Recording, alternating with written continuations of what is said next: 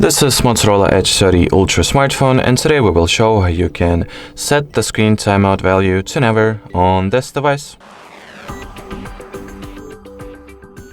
So the first step that you need to take is to,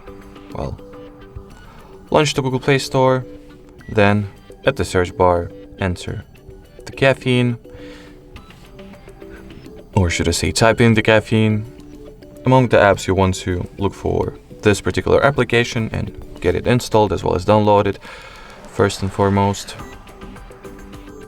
And once the app has been downloaded and installed, simply launch it and make sure that the timeout section has the infinite value set, and that will essentially mean that as long as the Caffeine application is active and running, so do not close it, your screen will not go to sleep automatically at all, no matter for how much time it will be in the idle status.